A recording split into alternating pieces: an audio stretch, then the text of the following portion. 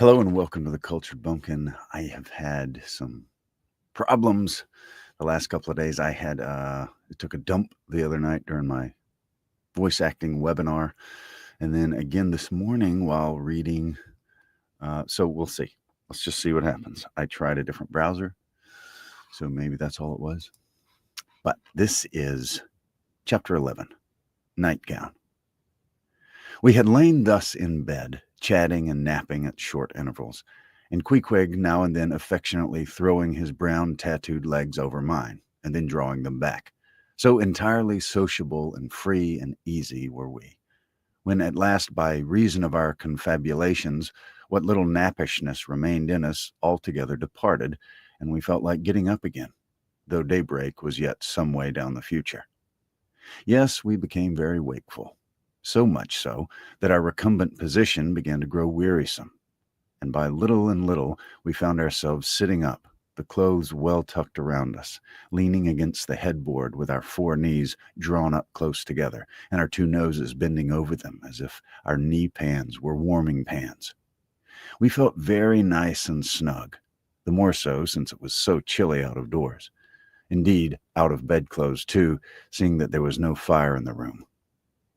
The more so, I say, because truly to enjoy bodily warmth, some small part of you must be cold, for there is no quality in this world that is not what is merely by contrast.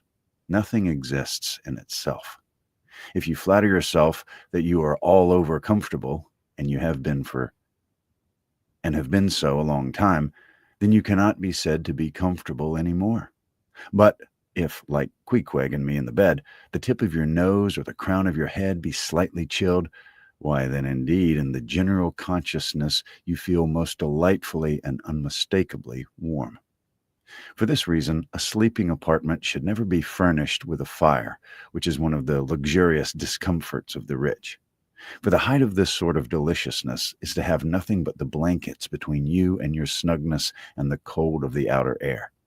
Then there you lie like one warm spark in the heart of an Arctic crystal.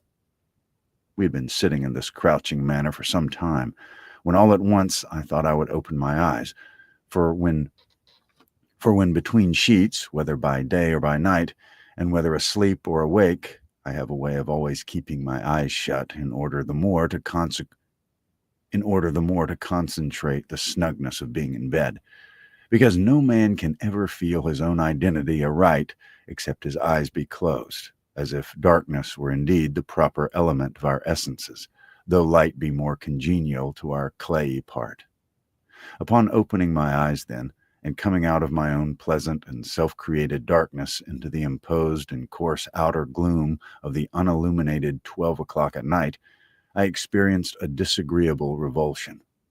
Nor did I at all object to the hint from Queequeg that perhaps it were best to strike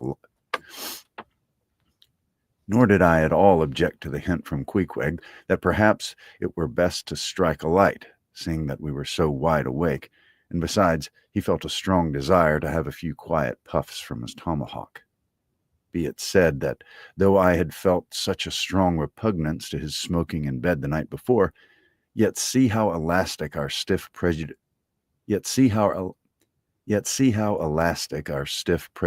grow when once love comes to bend them.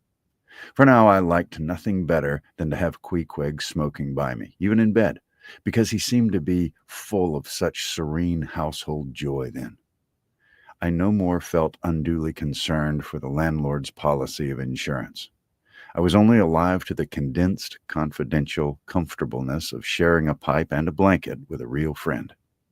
With our shaggy jackets drawn about our shoulders, we now passed the tomahawk from one to the other, till slowly there grew over us a blue hanging tester of smoke, illuminated by the flame of the new-lit lamp. Illuminated by the flame of the new-lit lamp. Whether it was that this undulating tester rolled the savage away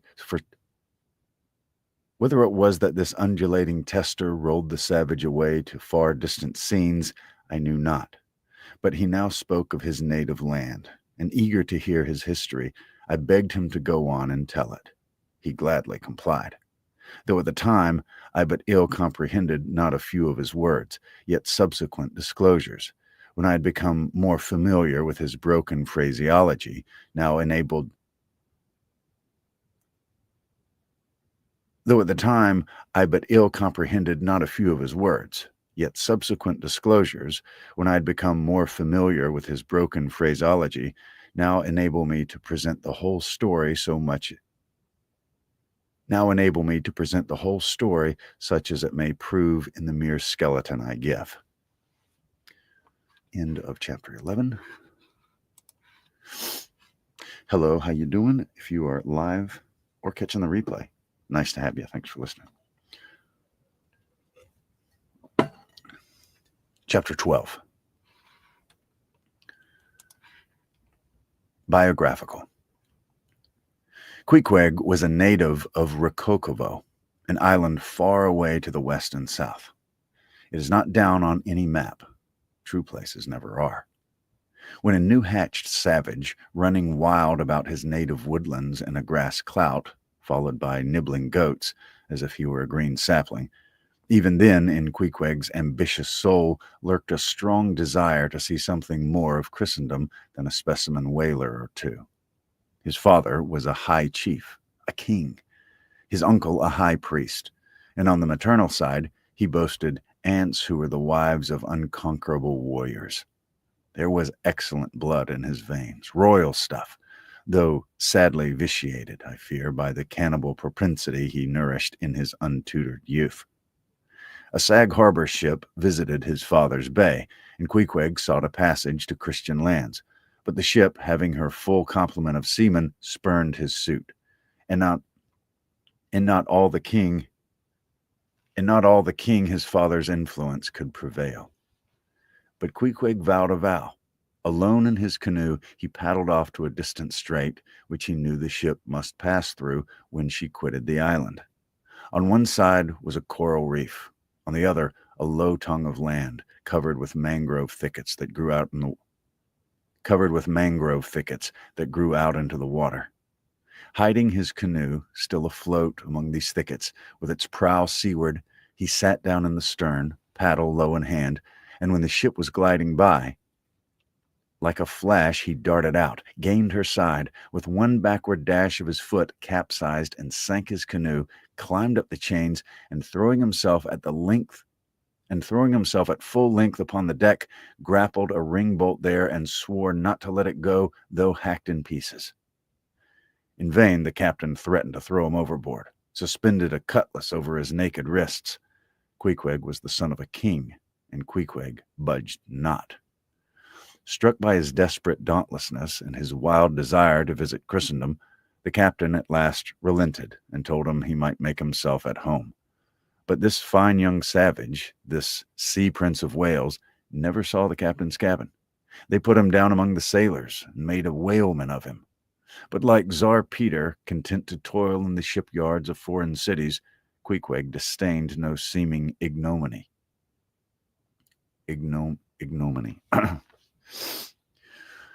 Queequeg disdained no seeming ignominy, if thereby he might happily gain the power of enlightening his untutored countrymen. For at bottom, so he told me, he was actuated by a profound desire to learn among the Christians the arts whereby to make his people still happier than they were, and more than that, still better than they were. But alas, the practices of whalemen soon convinced him that even Christians could be both miserable and wicked, infinitely more so than all his father's heathens. Arrived at last in old Sag Harbor, and seeing what the sailors did there, and then going on to Nantucket and seeing how they spent their wages in that place also, poor Queequeg gave it up for lost. Thought he, it's a wicked world in all meridians. I'll die a pagan. And thus, an old idolater at heart, he yet lived among these Christians, wore their clothes, and tried to talk their gibberish. Hence the queer ways about him, though now some time from home. By hints, I asked him whether he did not propose going back and having a coronation, since he might now consider his father dead and gone, he being very old and feeble at the last accounts. He answered, no, not yet, and added he was fearful Christianity, or rather Christians, had unfitted him for ascending the pure and undefiled throne of 30 pagan kings before him. But by and by he said he would return as soon as he felt himself baptized again. For the nonce, however, he proposed to sail about and sow his wild oats in all four oceans.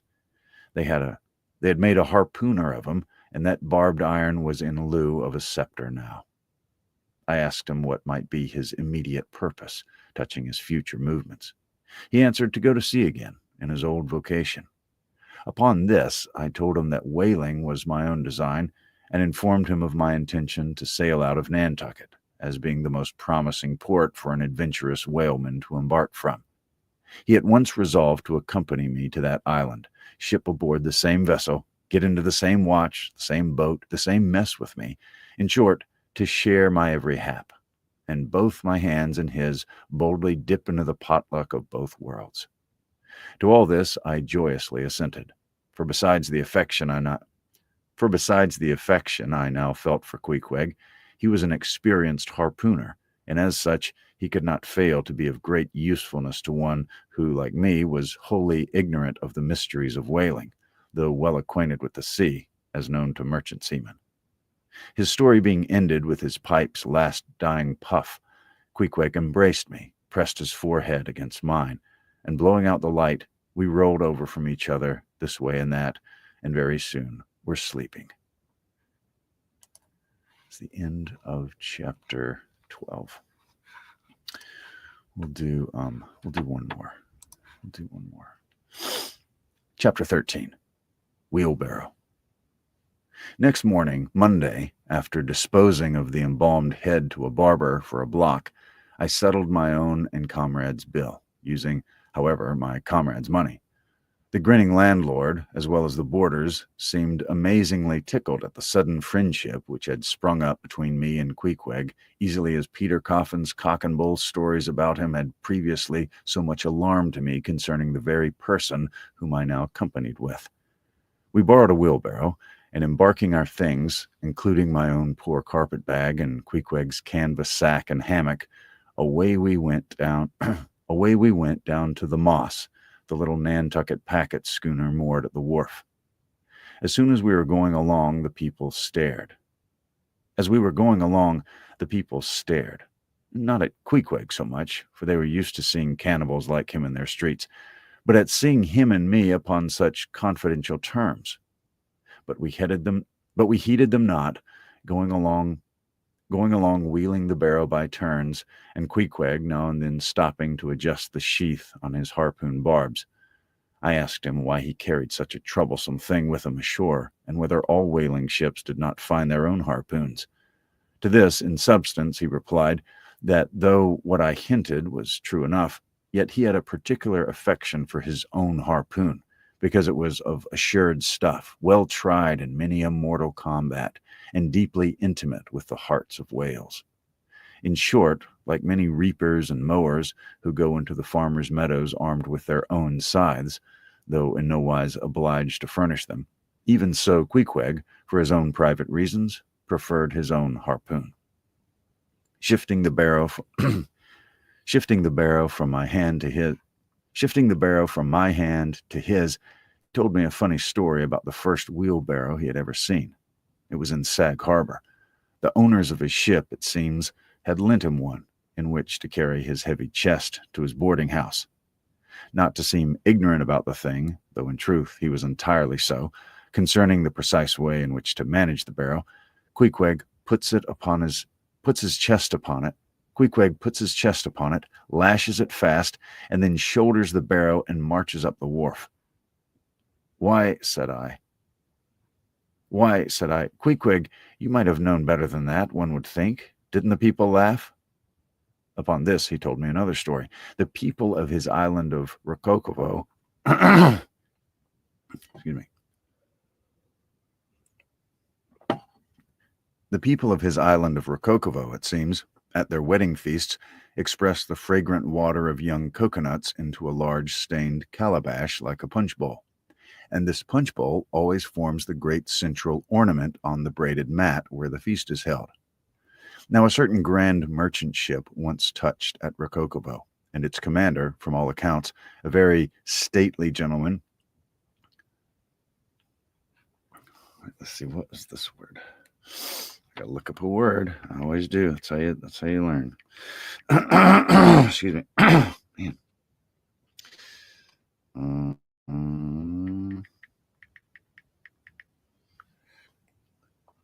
Punctilious. Punctilious.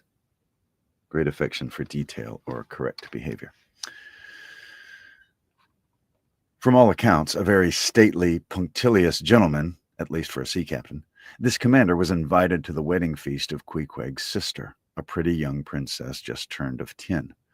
Well, when all the wedding guests were assembled at the bride's bamboo cottage, this captain marches in and, being assigned the post of honor, places himself over against the punch bowl and between the high priest and his majesty the king, Queequeg's father. Grace being said, for those people have their grace as well as we, though Queequeg told me that, unlike us, who at such times look downwards to our platters, they, on the contrary, copying the ducks, glance upward to the great giver of all feasts. Grace, I say, being said, the high priest opens the banquet by the immemorial ceremony of the island. That is, dipping his consecrated and consecrating fingers into the bowl before the blessed beverage circulates. Seeing himself placed Seeing himself placed next to the priest and noting the ceremony, and thinking himself, being captain of a ship, as having plain precedence over a mere island king, especially in the king's own house, especially in the king's own house, the captain coolly proceeds to wash his hands in the punch bowl, taking it, I suppose, for a huge finger glass. "Now," said Queequeg, "what you think now? Didn't our people laugh?" At last, passage paid and luggage safe, we stood on board the schooner. Hoisting sail, it glided down the Acushnet River. On one side, New Bedford rose in terraces of streets, their ice-covered trees all glittering in the clear, cold air. Huge hills and mountains of casks on casks were piled upon her wharves, and side by side the world-wandering whale ships lay silent and safely moored at last. And side by side the world-wandering whale ships lay silent and safely moored at last, while from others came a sound of carpenters and coopers, with blended noises of fires and forges to melt the pitch, all betokening that new cruises were on the start, and that one most perilous and long voyage ended only begins a second, and a second ended only begins a third, and so on, forever and for aye. Such is the endlessness, yea, the intolerableness of all earthly effort. Gaining the more open water, the bracing breeze waxed fresh. The little moss tossed the quick foam from her bows, as a young colt his snortings. How I snuffed that Tartar air! How I spurned that turnpike earth! That common highway all over dented with the marks of slavish heels and hooves, and turned me to admire the magnanimity of the sea, which will permit no records. Excuse me, I am so sorry. Got, I don't know, something in my throat.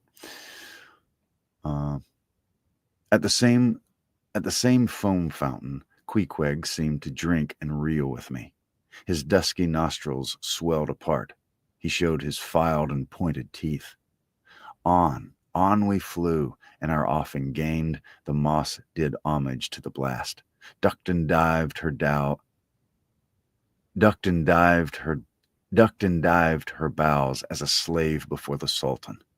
Sideways leaning, we sideways darted, every rope yarn tingling like a wire, the two tall masts buckling like Indian canes in land tornadoes. So full of this reeling scene were we, as soon as we stood by the plunging bowsprit, that for some time we did not notice the jeering glances of the passengers, a lubber-like assembly who marveled that two fellow beings should be so companionable, as though a white man were anything more dignified than a whitewashed Negro. But there were some boobies and bumpkins there, who, by their intense greenness, must have come from the heart and center of all verdure. Queequeg caught one of these young saplings, mimicking him behind his back. I thought the bumpkin's hour of doom was come.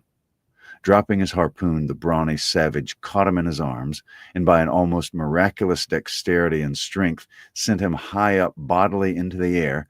Then, slightly tapping his stern in mid-somerset, the fellow landed with bursting lungs upon his feet, while Queequeg, turning his back upon him, lighted his tomahawk pipe and passed it to me for a puff.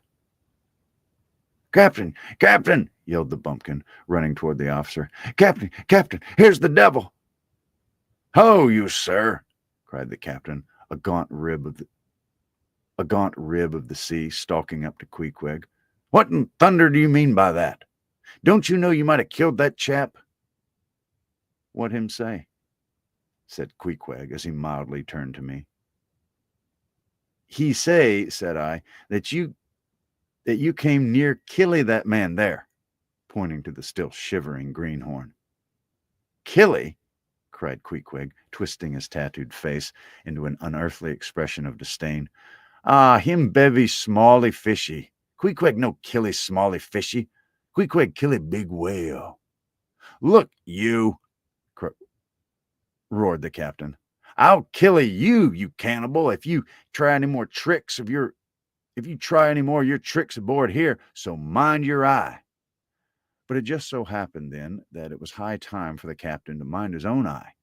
The prodigious strain upon the mainsail had parted the weather sheet, and the tremendous boom was now flying from side to side, completely sweeping the entire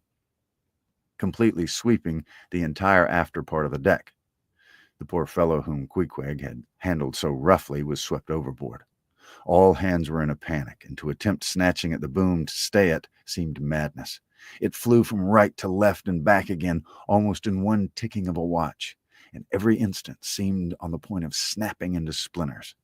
Nothing was done, and nothing seemed capable of being done. Those on deck rushed toward the bows and stood eyeing the boom as if it were the lower jaw of an exasperated whale. In the midst of this consternation, Queequeg dropped deftly to his knees, and crawling under the path of the boom, whipped hold of a rope, secured one end to the bulwarks, and then, flinging the other like a lasso, caught it round the boom as it swept over his head, and at the next jerk, the spar was at that way trapped, and all was safe. The schooner was run into the wind, and while the hands were clearing away the stern boat, Queequeg, stripped to the waist, darted from the side with a long living arc of a leap. For 3 minutes or more he was seen swimming like a dog, throwing his long arms straight out before him, and by turns revealing his brawny shoulders through the freezing foam. I looked at the grand and glorious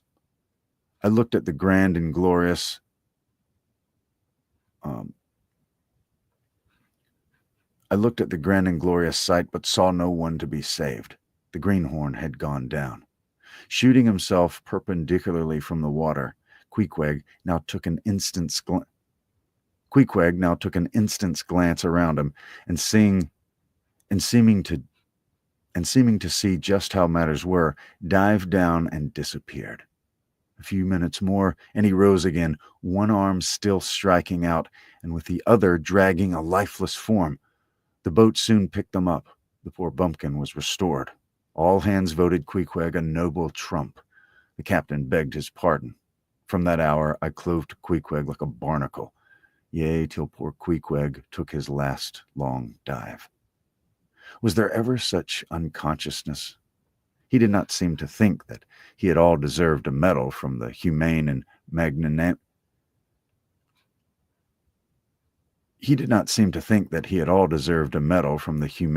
magnanimous societies. He only asked for water, fresh water, something to wipe the brine off. That done, he put on dry clothes, lighted his pipe, and leaning against the bulwarks and mildly eyeing those around him, seemed to be saying to himself, a mutual joint stock world in all meridians. We cannibals must help these Christians.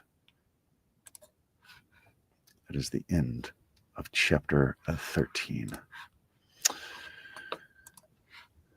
So thank you very much for watching, and I will talk to you next time. Make sure you subscribe, and yeah, see you tomorrow night, Lord willing.